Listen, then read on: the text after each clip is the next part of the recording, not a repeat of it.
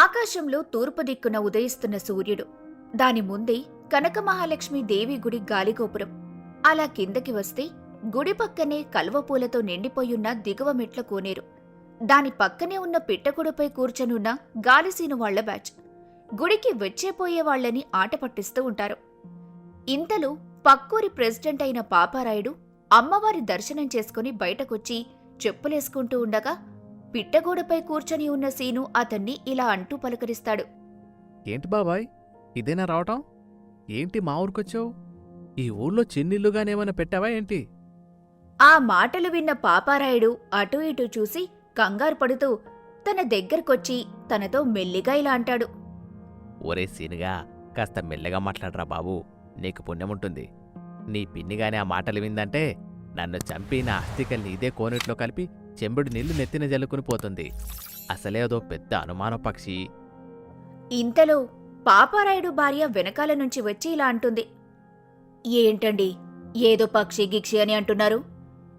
ఏం లేదు పిన్ని, మా పిన్ని నిన్ను ఎప్పటినుంచో అడుగుతుంది కదా బాబాయ్, మరి మా పిన్నిని పక్షి తీర్థం చూపించడానికి ఎప్పుడు తీసుకెళ్తావని బాబాయ్ని అడిగితే, అబ్బే పంచాయతీ పన్నుల్లో పడి కుదరటం లేదురా అని అంటున్నాడు. అప్పుడు మా పిన్ని సాక్షాత్తు ఆ గుడిలో ఉన్న కనకమహాలక్ష్మి అమ్మవారితో సమానం. ఆవిడ కోరికను తీర్చడం నీ మొదటి ధర్మం అని చెప్తున్నాను. ఇంతలో నువ్వు వచ్చావు పిన్ని. భలే చెప్పావురా సీనా. నీకు నాపై ఉన్నంత ప్రేమ ఎనుకుంటే నా సంసారం ఎప్పుడో బాగుపడేది. ఇప్పుడు మాత్రం ఏమైంది మన సంసారానికి? అంత బాగానే ఉందిగా. నువ్వు రాగి చెట్టుకు ముడుపు కట్టాలన్నావు కదా, ముందు వెళ్ళి ఆ పనిలో ఉండు. నాకు సీనుగాడితో పంచాయతీ ఆఫీస్కి సంబంధించిన పని ఉంది, అది వాడికి అప్పచెప్పి వస్తాను అని చెప్పి పాపారాయుడి భార్య అక్కడ్నుంచి వెళ్ళిపోతుంది. అప్పుడు తను సీను చేతులు పట్టుకొని ఇలా అంటాడు. ఒరే సీనుగా, గాలి దూరే గ్యాప్లో నా ప్రాణాల్ని కాపాడావురా. ఏమిచ్చి రుణం తెచ్చుకోను? మీ ఇంట్లో ఆవు దూడని ఈనిందటగా, ఆ జున్ను మా ఇంటికి పంపించేయి. ప్రస్తుతానికి అడ్జస్టింగ్ చేసేసుకుంటాను. అదే చేత్తో ఒక 1000 రూపాయలు అప్పుగా ఇచ్చి మర్చిపో. నా హ్యాండ్ రైజింగ్లో ఉన్నప్పుడు గుర్తు పెట్టుకుని మరిచ్చేస్తాను అని అనగానే పాపారాయుడు తన జేబులో నుంచి ఒక 1000 రూపాయలు తీసి సీను చేతికిస్తూ తనతో ఇలా అంటాడు. ఒరే సీనా, ఇలా ఊళ్ళో వాళ్ళని వీళ్ళని అప్పులాడుకుంటూ బతికే బదులు ఏదైనా మంచి ఉద్యోగం చూసుకోవచ్చు కదరా. బాబాయ్, నిన్నడిగింది అప్పు మాత్రమే, సలహాలు కాదు. అది కాదురా, మీ అమ్మ నిన్ను ఊర్లో అందరి కుర్రాలలాగా బుద్ధిగా ఉద్యోగం చేసుకుంటూ పెళ్లి చేసుకుని జీవితంలో స్థిరపడితే చాలని ఆశపడుతూ ఉంది. మరి కొడుకుగా ఆవిడ కోరిక తీర్చడం నీ బాధ్యతే కదరా. పోనీ నా దగ్గర నా కోళ్ల ఫారంలో పనిచేస్తావా? మేనేజర్ పోస్టులే, నెలకు 25,000 జీతమిస్తాను. నీకోకేనా? పనిచేయడానికి నాకు ఇబ్బంది ఏమీ లేదు బాబాయ్, కానీ నాకు పనిగండం ఉంది. మాకు యమగండం అంటే తెలుసు, నీటిగండం అంటే తెలుసు. మరి కొత్తగా ఈ పనిగండం అంటే ఏంట్రా? నేను ఇంతకుముందు ఎప్పుడూ వినలేదు. ఏం లేదు బాబాయ్, నేను ఎవరి దగ్గరైతే ఉద్యోగం చేస్తానో దాని ఓనర్ నాకు మొదటి నెల జీతం ఇచ్చేలోపే జీవితాన్నే కోల్పోతాడు. అంటే సింపుల్గా శవమైపోతాడు. పోయిన నెల బాలుగాడి బట్టల కొట్టులో చేశాను, వాడి బర్రె గుద్దితే పోయాడు. అంతకుముందు మన ఊరి మస్తాన్గాడి మటన్ కొట్టులో చేశాను, వాడి మేకపోతు పొడిచి చంపేసింది.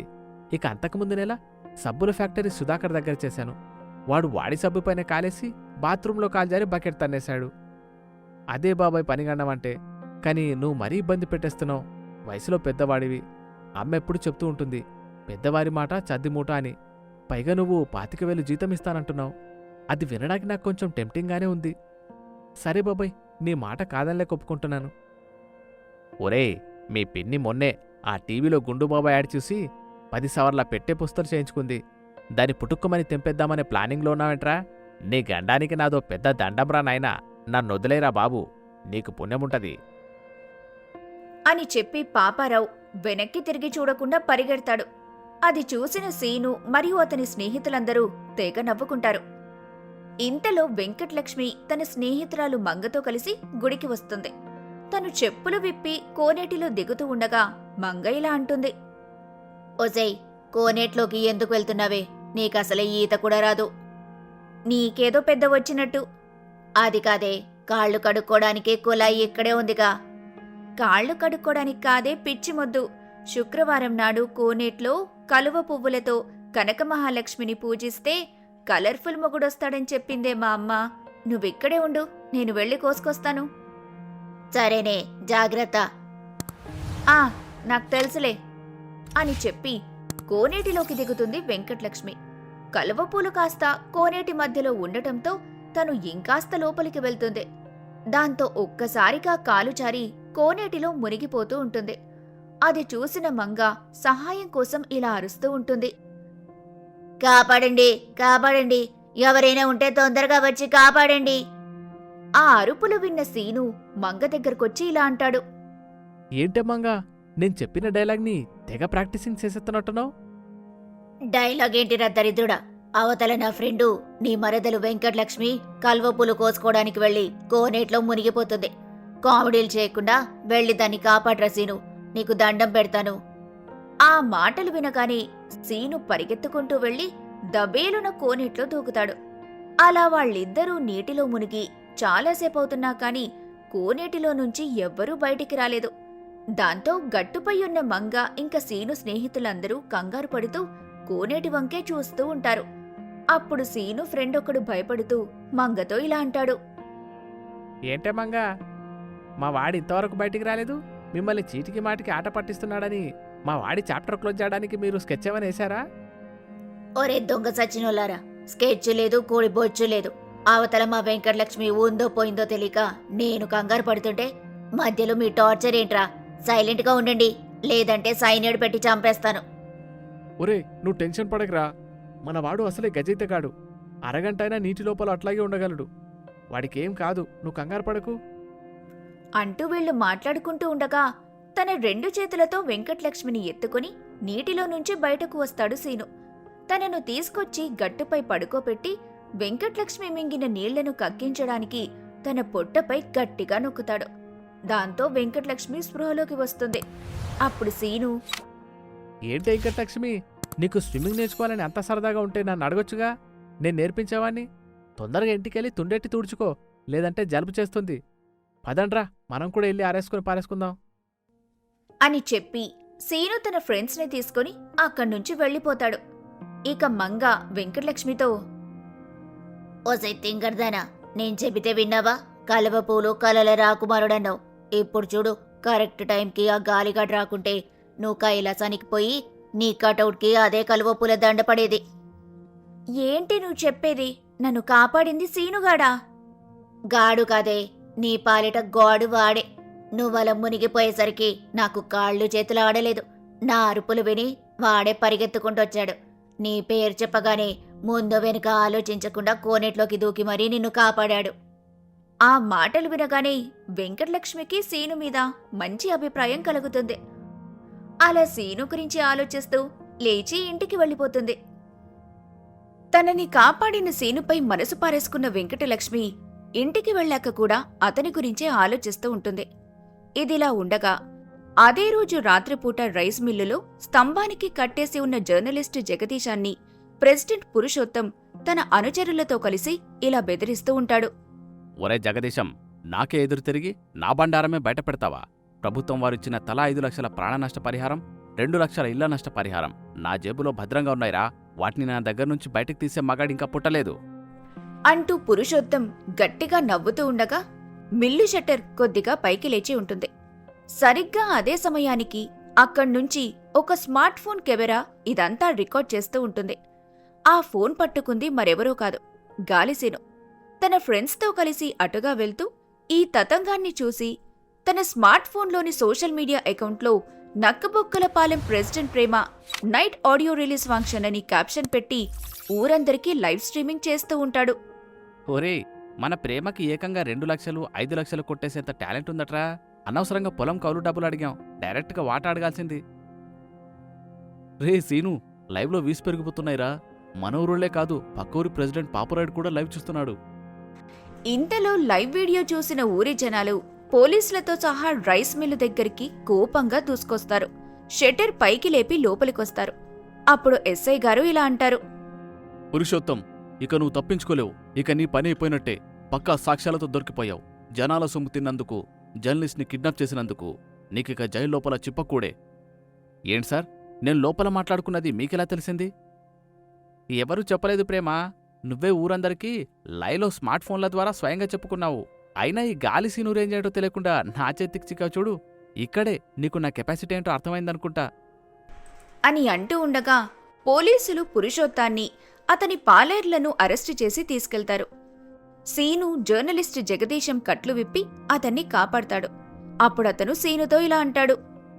తమ్ముడు సీను, నువ్వు చూడ్డానికి గాలి తిరుగులు తిరిగేవాళ్లా ఉన్నా సరైన సమయానికి నా ప్రాణాలు కాపాడి ఊరికి పెద్ద మేలు చేశావు. నీలాంటి చురుకైన కుర్రాడు నా పత్రికాఫీసులో రిపోర్టర్గా పనిచేస్తే మన జిల్లానే మార్చేయచ్చు. నెలకు 20,000 జీతమిస్తాను, వస్తావా?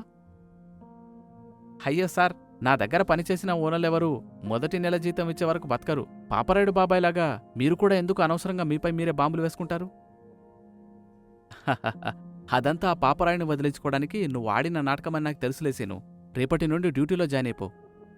అక్కడే ఉండి ఆ మాటలు విన్న సీను తల్లి శ్యామల ఆనంద బాష్పాలతో పొంగిపోతుంది. ఇంతలో అక్కడికి వెంకటలక్ష్మి తన స్నేహితురాలు మంగతో పరిగెత్తుకుంటూ వస్తుంది. ఒరే గాలేదువా, నీకెంత ధైర్యముంటే మా నాన్నని పోలీసులకు పట్టిస్తావు? ఏంటెంగట్లక్ష్మి, నీకిన్నాళ్లకు నేను ధైర్యవంతుడని తెలిసిందా? నువ్వెంత గాలిగాడివైనా ఈరోజు నువ్వు చేసిన పనికి నాకు తెగ నచ్చేశావు. ఇంతటి మోసగాడికి కూతున్నైనందుకు నా మీద నాకే అసహ్యం వేస్తుంది. అంతేకాదు, ఉదయం నా ప్రాణాలు కాపాడినందుకు థాంక్స్ అని చెబుదామనొచ్చాను. నీ ప్రాణాలకు తెగించి నన్ను కాపాడినందుకు మీకు చాలా థాంక్స్ సీనుగారు. అదేంట్రా సీను, కోనేట్లో శుక్రవారం కలువ పూలతో పూజిస్తే కలర్ఫుల్ మొగుడొస్తాడనుకుంటే అమ్మవారికి పూలు దక్కకుండానే ఈ గాలిసీనుగాడు మొగుడైపోయేలా ఉన్నాడని దారి పొడవునా ఒకటే సిగ్గుపడిపోతుంది తెలుసా? ఓసే మంగా, నీకు కాపాడండి కాపాడండి అని సింగిల్ డైలాగ్ మాత్రమే అరుచుకోమన్నాడు కదా, మధ్యలో ఎక్స్ట్రాలెందుకే నీకు? ఏంటెంకట్లక్ష్మి, సిగ్గుపడుతూనే భలే సైట్లు కొడుతున్నావు. సరేలే, ఈ గాలి సీనుకి ఇక రిపోర్టర్గా గాలి మోటార్ లాంటి జాబ్ వచ్చేసింది. రేపు మా అమ్మని మీ ఇంటికి ముహూర్తాలు మాట్లాడడానికి పంపుతాను. కట్నంగా ముసలవ దగ్గర కొన్న 2 జామ పండ్లిచ్చినా ఓకే, నేను అడ్జస్టింగ్ చేసేసుకుంటాను. సీను మాటలకు వెంకటలక్ష్మి సిగ్గుతో ముసిముసి నవ్వులు నవ్వుతుంది. అది చూసి అక్కడున్న తన ఫ్రెండ్స్ అంతా ఎంతగానో సంతోషిస్తారు. అలా గాలి తిరుగుళ్ళు తిరిగే సీను ఊరి జనాల మెప్పు పొంది మంచి ఉద్యోగం సంపాదించి తన తల్లి కోరికను తీర్చి తన ప్రేమను కూడా దక్కించుకోవడంతో ఈ కథ సుఖాంతమవుతుంది.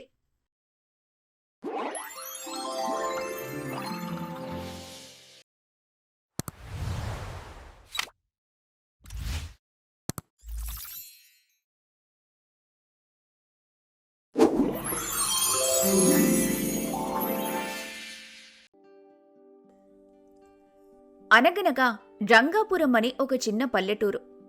ఆ ఊరి చివరన ఒక చిన్న పూరి గుడిసెలో రాఘవ, అతని భార్య జానకి నివసిస్తూ ఉండేవారు. రాఘవ చాలా నిజాయితీపరుడు, కష్టజీవి. కాని విధి ఆడిన వింత నాటకంలో పేదరికమే అతని శాశ్వత చిరునామా అయ్యింది. ఉన్నది కొద్దిపాటి పొలమే అయినా వర్షాలు లేక పంటలు పండక చేసిన అప్పులు తీర్చలేక సతమతమవుతున్నాడు. వీరికి చిట్టి అనే 6 ఏళ్ల కూతురుంది.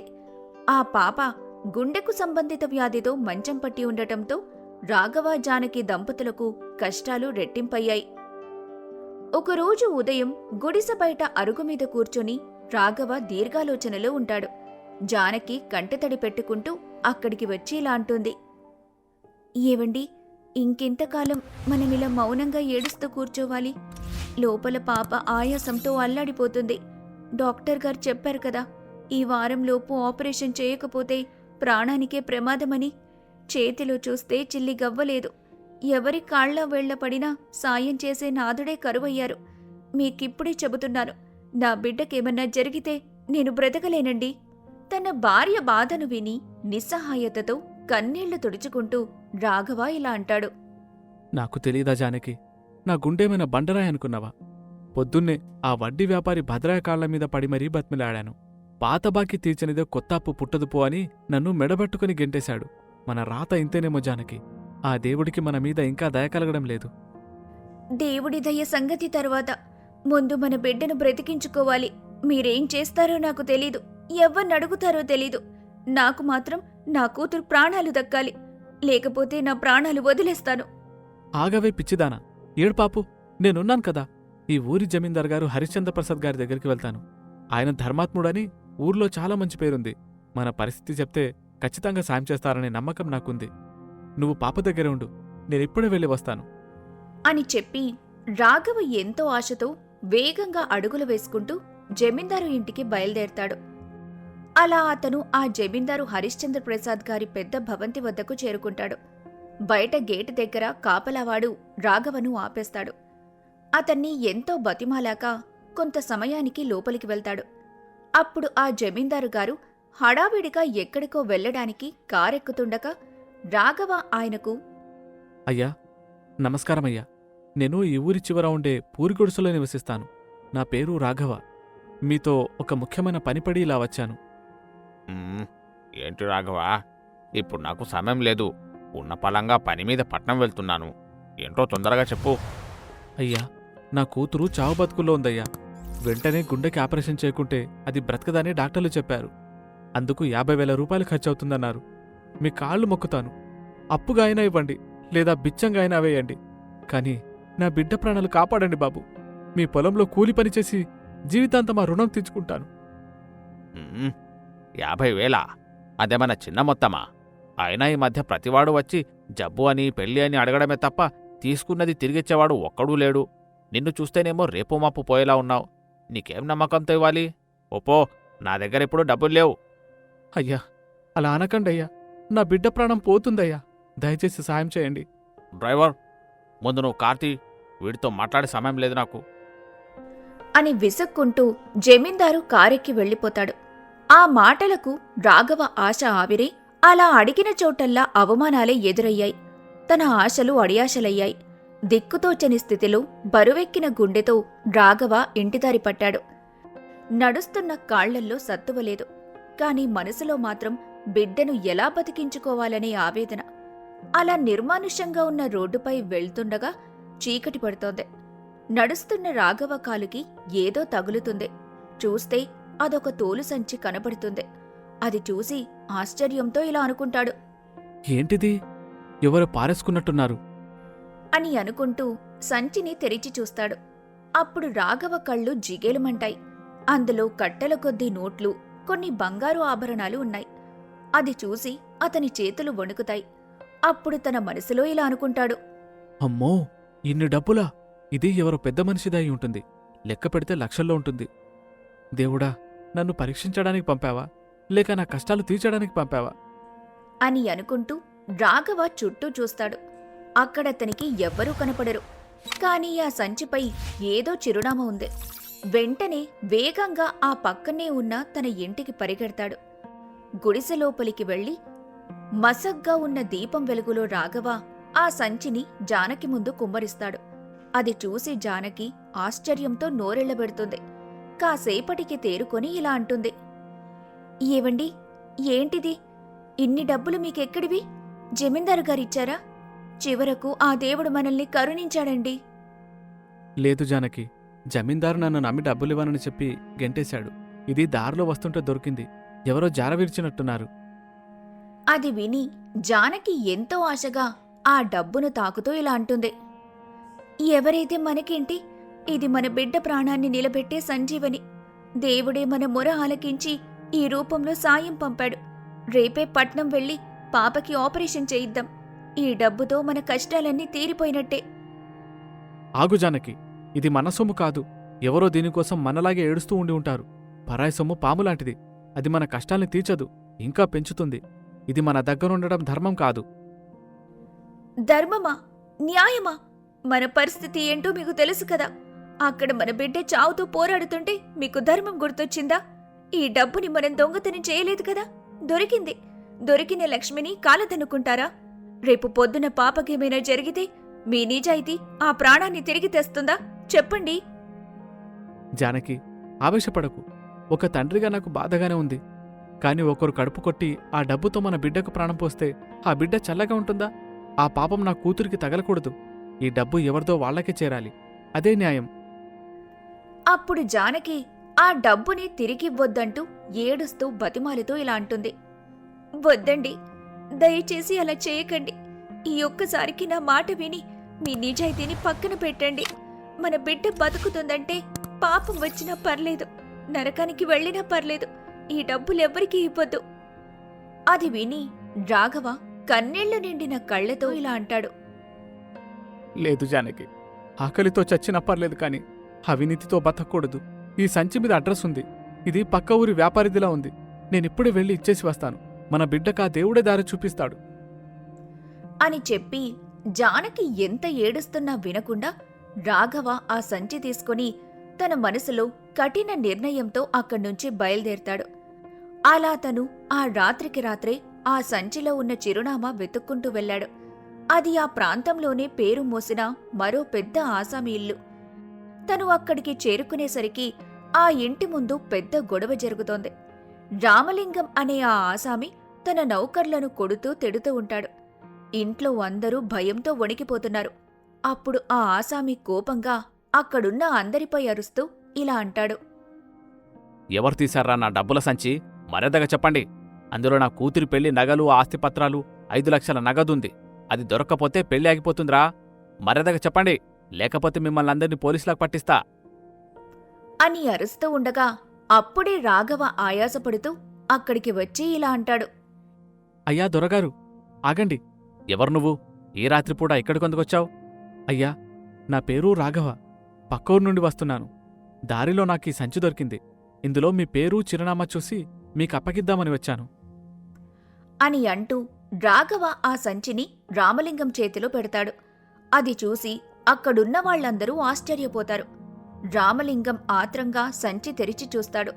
అన్నీ సరిగ్గా ఉంటాయి. అక్కడి జరుగుతున్నది కలో నిజమో అని తెలియని అయోమయంలో రామలింగం రాఘవ వైపు చూస్తాడు. రాఘవ, నిన్ను చూస్తుంటే చాలా పేదవాళ్లా కనిపిస్తున్నావు. ఈ సంచిలో ఉన్న డబ్బుతో నువ్వు జీవితాంతం రాజులా బతకొచ్చు. ఎవరికి తెలిసేది కూడా కాదు. అయినా ఎందుకు తిరిగిచ్చావు? అయ్యా, ఆకలేస్తే అన్నం తినాలి కాని విషం తినకూడదు కదా. ఇది మీ కష్టార్జితం. నా కూతురు చావు బతుకుల్లో ఉన్నా సరే పరుల సొమ్ముతో తనను బతికించుకుంటే అది బతుకవ్వదు, బరువవుతుంది. నాకు నా నిజాయితీ ముఖ్యమయ్యా. నాకు సెలవిప్పించండి అని చెప్పి రాఘవ వెనుతిరుగుతాడు. రామలింగం అతన్ని ఆపి ఇలా అంటాడు. ఒక్క నిమిషం ఆగు రాఘవ. నీ కూతురు చావు బతుకుల్లో ఉందా? ఏం జరిగింది? నా చిట్టి తల్లికి గుండె జబ్బు స్వామి. ఆపరేషన్కి 50,000 కావాలి. చేతిలో చిల్లి గవ్వలేదు. కానీ ఈ డబ్బు దొంగిలించి నా బిడ్డను బతికించుకునే దౌర్భాగ్యుణ్ణి కాన్నేను. రాఘవ మాటలకు ఆ ఆసామి రాతిగుండె కరిగి నీరైంది. స్వార్థం రాజ్యమేలుతున్న ఈ రోజుల్లో ఇంతటి నిస్వార్థ మనిషి ఉంటాడని రామలింగం ఊహించలేకపోయాడు. అప్పుడతను రాఘవ దగ్గరకొచ్చి తన 2 చేతులు పట్టుకొని ఇలా అంటాడు. నన్ను క్షమించు రాఘవ. మనిషి రూపంలో ఉన్న దేవుడివయ్యా నువ్వు. నా కూతురు పెళ్లి ఎక్కడాగిపోతుందనే కంగారులో ఇందాక నా నౌకర్లను అవమానించి కొట్టాను. కాని ఇంత డబ్బు చేతిలో ఉన్నా, అవసరం గొంతుమీద కట్టిపెట్టినా నువ్వు ధర్మం తప్పలేదు. నీలాంటి వాళ్ల వల్లే ఈ లోకంలో ఇంకా నిజాయితీ బ్రతికి ఉంది అని అంటూ రామలింగం అదే సంచిలోంచి 2 డబ్బు కట్టలు తీసి రాఘవ చేతిలో పెట్టి, ఇదిగో, ఇది 50,000 కాదు, 1,00,000 రూపాయలు. వెంటనే వెళ్ళి నీ కూతురికి ఆపరేషన్ చేయించు. అంతేకాదు, ఇకపై నీ కూతురి చదువు బాధ్యత, మీ కుటుంబ పోషణ బాధ్యత కూడా నాదే. నా ఎరువుల ఫ్యాక్టరీలో నీకు పర్మనెంట్ ఉద్యోగం ఇస్తున్నాను. నీ నిజాయితీకి నేనిచ్చే ఒక చిన్న బహుమానమిది. అయ్యా, మీరు నిజంగా మా పాలిట దేవుడయ్యా, మా పాలిట దేవుడు అని చెప్పి రాఘవ ఆనంద బాష్పాలతో రామలింగం కాళ్లమీద పడబోతూ ఉండగా అతన్ని పైకి లేపుతూ రామలింగయ్య ఇలా అంటాడు. హరేరే, ఏంటిది? పైకిలే రాఘవా. దేవుడు నేను కాదు, నీ నిజాయితీనే నిన్ను నీ బిడ్డను కాపాడింది. వెళ్ళు, త్వరగా వెళ్ళు అని అనగానే రాఘవ రామలింగయ్యకు తన కృతజ్ఞతలు తెలియజేసి అక్కడి నుంచి ఎంతో సంతోషంగా తన ఇంటికి బయలుదేరతాడు. ఇంటికి చేరగానే జానకికి జరిగిందంతా చెప్పి ఆ మరుసటి రోజే తన పాపని ఆస్పత్రిలో చేర్పించి ఆపరేషన్ చేయిస్తాడు. ఇక మిగిలిన డబ్బులతో తనకున్న అప్పులన్నీ తీర్చేస్తాడు. 1 వారం తర్వాత ఆస్పత్రిలో తన కూతురు చిట్టి ఆరోగ్యంగా నవ్వుతూ ఉంటుంది. రాఘవ, జానకి ఎంతో సంతోషంగా తనని ముద్దాడుతూ గుండెలకు హత్తుకుంటారు. చూశారు కదా మిత్రులారా, కష్టం వచ్చిందని రాఘవ ఆ రోజు నిజాయితీని వదిలేసుంటే ఈ రోజు అతని కూతురు దక్కేదో లేదో తెలీదు. కాని ప్రశాంతత మాత్రం దక్కేది కాదు. నిజాయితీ అనేది చాలా ఖరీదైన ఆస్తి. అది అందరి దగ్గర ఉండదు. కష్టాల్లో కూడా ధర్మాన్ని వీడని వాడికి ఆ దైవం ఏదో ఒక రూపంలో సాయం చేస్తూనే ఉంటాడు. నిజాయితీ ఎప్పుడూ ఓడిపోదు. ఆలస్యమవ్వొచ్చేమో కాని అంతిమ విజయం దానిదే.